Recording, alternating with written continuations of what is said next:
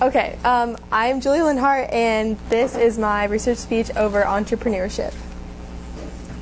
A little bit about me. I have one younger brother who's a sophomore here at Frisco, and then I have one younger sister who's in 5th grade at Allen. I'm committed to Oklahoma State for soccer, and that's where I want to continue my study on business. And my dad has been an inspiration for me to pursue studying entrepreneurship because when a couple of years ago he created a software business, and he had a co-partner in it, and he had a lot of freedom to do what he want, but he worked really hard, and I kind of was stood by and watched him oh my, you're doing something really cool, and then he sold it, and so it kind of made me want to try studying entrepreneurship. My quote for this year is, "Only those who dare to fail greatly can ever achieve greatly," by Robert F. Kennedy. And I feel as if this goes hand in hand with entrepreneurship because it's not a set path. You don't know exactly where you're going, and if you're going to be afraid to fail, you're never going to do anything spectacular. And I am that's one of my weaknesses, is that I'm kind of scared to be a failure and mess up. But every time that I try something new, doing this speech, I'm just I just look back at my quote, because you're never going to achieve something great. We had to interview people for our research at the beginning of this year for ISM, and my first person that I interviewed was Mr. TJ Person, who founded Coupon Media. And it was Coupon Media is a software thing that Target, Walgreens, Walmart uses to get deals for their customers. And when I first walked into the interview, there was an inflatable human sitting at the front desk. And so I walked in, and I thought it was a real person, and I turned about to talk to it, but then it was fake, and so I was oh, okay, this is funny. And so then I walked in, and everyone was in jeans and a nice shirt, and just talking, not really laughing, but just gathering together at their computers. And it was a laid back setting, and I thought that was kind of cool, because I don't want to be some strict person working. They're all working together and collaborating, and I thought that was really cool. And he was in his office too, but the doors open, so they were all together. It wasn't just one main guy. For my interview, he always thought to himself that business was going to fail, but entrepreneurship revolves around succeeding and failing. And that's kind of my quote. And I asked him if he had any regrets in his business, and he said he didn't have a lot of regrets, but he could recall a lot of mistakes, over 50 mistakes. And but you just have to learn from the mistakes that you make, and that's how you get better and grow as an entrepreneur. Another interesting thing that he said was, once you take money from investors, it's no longer your company. And I don't really know a lot about investing in companies and stuff, but this kind of made me think more about it, because if someone invests in you, they're putting their own, they're believing in you, and so you can't only do it for yourself, but also to the people who believe in you. And if you let them down, that's I don't like letting people down, and so that would make me motivate me to become better and improve my business. And so that was interesting. I want to continue learning more about investors, and it was a great first interview, and it was really close. It was right down Parkwood too, so it was worked out for me.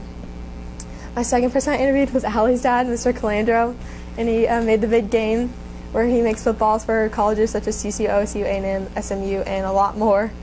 And his story was cool because he wanted something that was not sold in stores, so he went out and made his own footballs. And so it was cool, because he just started it up, and he did it on his own. And I chose a picture of him making footballs. I thought that was cool.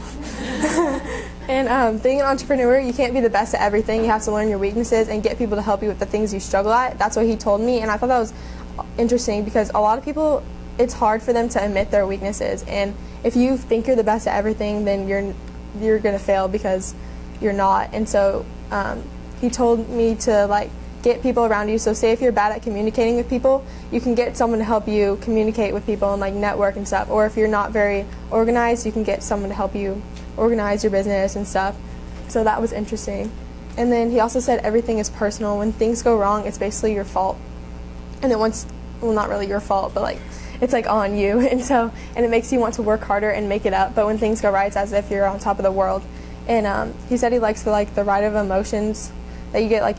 You're maybe you're down in the dumps, but then you go to a really high point and you're just on top of the world. And I think that's really cool, because you don't just like have one set mood. Like you're either working really hard to get back where you are or like really proud of yourself.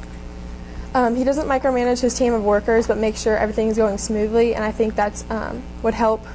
Like, I'm not a very good micromanager, and as long as everyone's doing their part, I think that would help make my business successful. And all businesses get started their own way and take different paths, and just like he wanted something that wasn't sold in stores, so he went out and did it himself. I thought that was cool. My third person that I interviewed was Mr. Carter, who created Bottle Rocket Apps, and it's an app developer, and he develops apps for like businesses such as Coca-Cola, Chick-fil-A, ESPN, History Channel, and many more. And you can see down there, that's like a lot of his apps, like TBS, Lego, the Bio Disney, Bio Channel. And when he first decided to think of the idea, he was actually laying in bed with his wife one night, and he was looking on TV, and they were watching TV, and Steve Jobs was on TV. I'm like stuttering. Okay, Steve Jobs was on TV, and they're like just opened up the third party for app developing, and he really wanted to be a part of it, and so he got out his graph paper and pencil and started like actually sketching the graphs, and that's when it all like started. And he put an advertisement on Craigslist looking for people to help him, and that was interesting because he really like wanted to start doing these apps, and he wanted to get anyone he could to help him with it. So he just put an ad out, and people just started coming to him. He compared entrepreneurship to being like explorers on a new island. So like entrepreneurs are the ones who will go to the new island despite diseases and bad animals and like nothing there, and they're the ones that want to go despite all the bad things. And he just wanted to try making new apps, like that he just wanted to do it first. He said, do something that you want to do and are passionate about, then you'll succeed. And he's really passionate about these apps. As you can see, he has so many apps already. One of the harder things to do is to keep the fire going or maintaining your new business. And I thought that was interesting because like it's kind of easy to start with the idea, but actually growing it into something would be hard, and keeping customers happy would be a hard thing to do. His motivation to become better and improve his business was by adding value to it and making people want to download his apps and like all this stuff, and make the customers happy. My fourth interview was Mr. Chris Dallender, who founded Snappy Salads. He worked in the restaurant business before, and so like he had like this free card where he could like get free food from like Macaroni Grill and all those places that Macaroni Grill owns. And so he would like get kind of bigger, and every day during work he would need a quick healthy place to eat, but there was never a place he could go, so he decided to make his own Snappy Salads. And he researched about like the Chipotle lines, how you could like pick what you want on it and stuff, but he didn't want like the tacos and stuff, but he wanted salads. So he like kind of mixed that idea together, and he taught me a phrase that really stuck with me, and it's the seed of entrepreneurship, and it's called "Wouldn't it be great if?" And so his was, "Wouldn't it be great if there's a fast and easy place to eat lunch?" And like Mr. Carter's could be, "Wouldn't it be great if there was an apps developer who created all these different kinds of apps?" And that's where like an entrepreneur starts, is like, wouldn't it be great if they have an idea and they turn it into reality? He says even geniuses fail, but persistent people can succeed. And you just have to, you can't take no as a answer, like no and then go home. Like you have to keep it going and motivate you to become better. And making mistakes is how you learn. That's what he said, and he's made tons of mistakes, he says, in Snappy Salads, but he just keeps learning from them. And his favorite thing about being an entrepreneur is the ride of emotions, just like Mr. Calandro, because you're happy or you're sad, but you're not like in between. Like you can be really happy about how your business is going. And I think that's that's what I really want to do, because I don't want to just be like, oh my gosh, the same job over and over again. Like different things are going to happen being an entrepreneur and owning a business. He wants to make sure he has a good team surrounding him, because those are the ones that impact the customers most, and if he has a good team, then his business will be successful. So he tries to pick good team members about that. And then I interviewed for my fifth person, Mr. Thoma. He owns a Float Spot.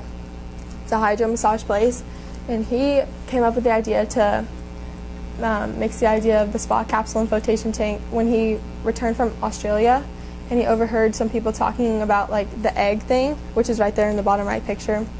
And he researched 13 months about it and how the effects and how it can help different types of people. And it's basically like this tank that you lay in. It's like a foot of water and has like tons and tons of pounds of Epsom salt, and you like float. And it's supposed to like relax your mind. Like it can help disability people, like people who have suffered from concussions, or athletes recover from games and stuff.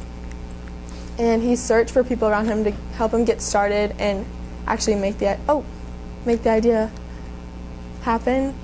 He said that entrepreneurs put more work in after 5 o'clock than any other profession, and I think that's true because the business is like their baby. Like you put all of your work into it, and you don't really have any hours. He told me that you're never judged if you're bad; you're only judged if you're good, and I think that's really true because no one really cares about the bad people in life, but they're like, oh, that guy's like being successful. Like, why should he do that? Because that's like his motivation. Like he wants to become better because of that.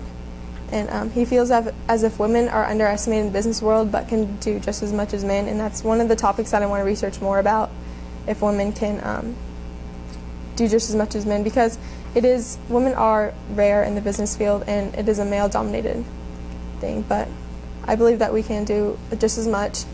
And he only regrets that he moved to Dallas earlier to get a head start on his business.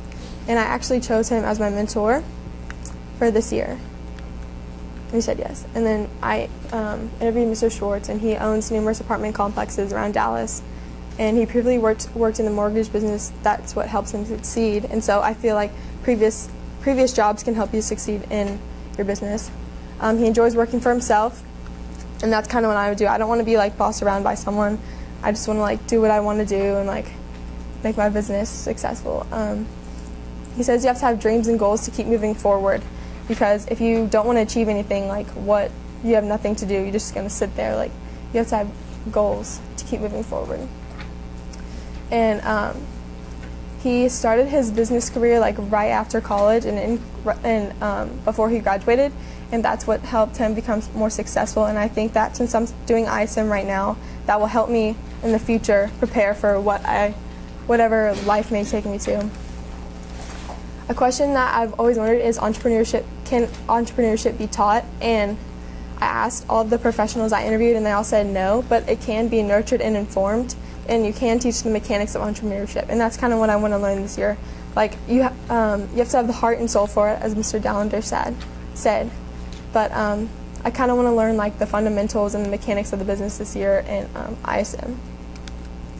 And then we went to the University of North Texas in November, and we were able to sit in on a few college courses, and I chose the ones that would help me learn more about the business side of entrepreneurship, like the mechanics of it. And so I chose business ethics and social responsibilities and leadership and marketing and money, and those are the pictures of the worksheets that we got, and it was really interesting to sit in on them and hear about what the real world can teach.